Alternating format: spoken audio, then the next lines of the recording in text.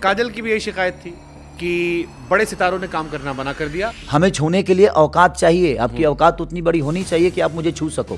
काजल Raghwani breakup का defender से आप उतरिएगा बाबा, आज जाके टेम्पो में बैठिएगा तो हमको दिक्कत होगा कि नहीं। नवाजुद्दीन सिद्दीकी का हमने इंटरव्यू लिया, हमने पूछा क्या लगता है प्यार के ऊपर, तो कहे बड़ा सॉफ्ट सॉफ्ट सा लगता है। केसारी लाल को क्या लगता है जब रोमांटिक सीन करते हैं? जिंदगी इतनी हार्ड है हमारी कि कुछ सॉफ्ट लगता ही नहीं बाबा। शर्म ज्यादा रोए थे या काजल में?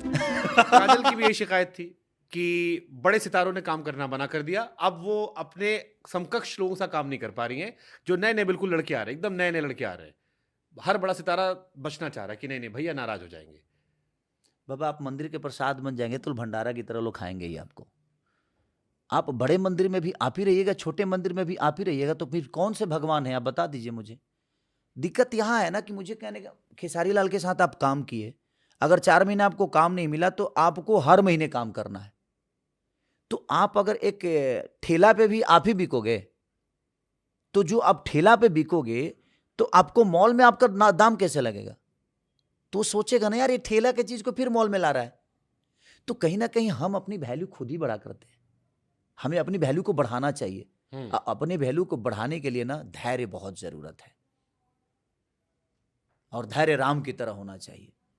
लक्ष्मण को बाण लगने के बावजूद भी धैर्य है कि भाई ठीक है कोई बात नहीं, ठीक है। धैर्य जरूरी है। बॉलीवुड में कपल्स भी जो होते हैं वो अलग अलग हीरोइन सा काम करते हैं। भोजपुरी में हमने एक ट्रेंड देखा है, निरहुआ जी हैं तो आम्रपाली के साथ ही काम करते थे, पवन एक जमाने में अक्षरा थे, आप एक जमाने में काजल के साथ ही काम करते थे, दबा बैक टू बैक सारी फिल्में। तो इनसाइडर क्योंकि थोड़ी दोस्ती यारी हमारी भी है, तो ये आया कि मर्द जो है वहां बड़े पॉजिटिव है कि ये सुनो तुम हमारी हो, हमारे साथ ही काम करोगी, कहीं और काम नहीं करोगी, और कहीं और काम करोगे तो कहीं और नहीं करने देंगे। इसका मतलब वहां की लड़कियों ने विश्वास तोड़ा बहुत है। इनसिक्योर सिर्फ मर्द। अच्छा ये बताइए, आज हम अपने पत्नी तो कुछ सच्चाई तो है इसमें। बाबा हम अपने पत्नी से हमारी शादी हुई, राइट?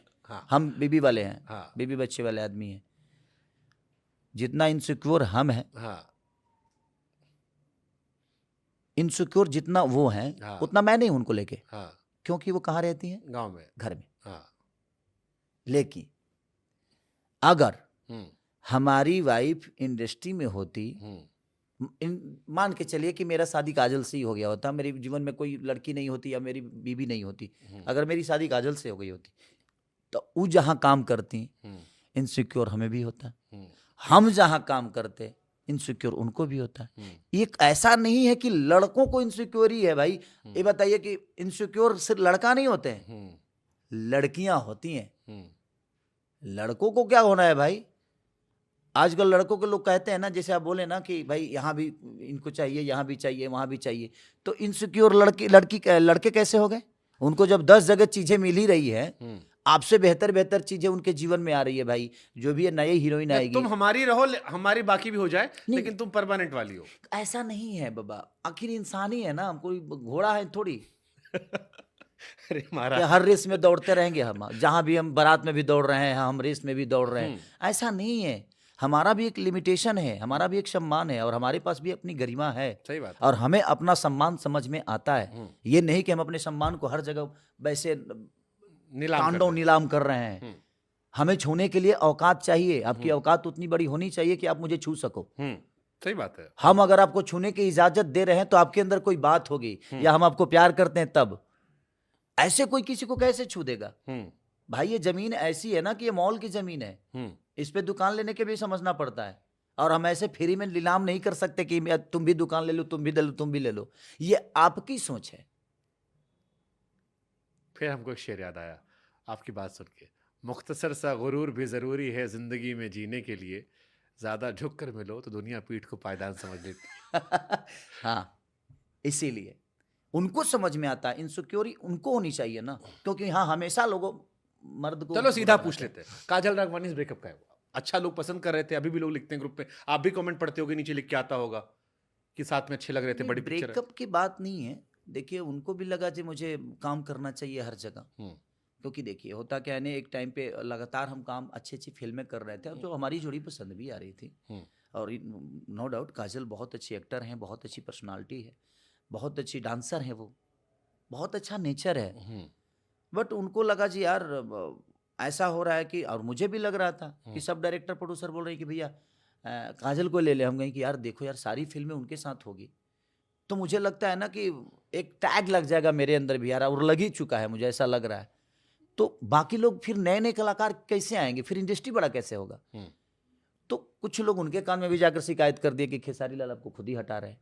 मैं चीज़ों को चेंज करना चाहता था ताकि इंडस्ट्री बड़ा हो, तो उनको भी लोगों ने बताया तो आप भी काम करिए इधर उधर।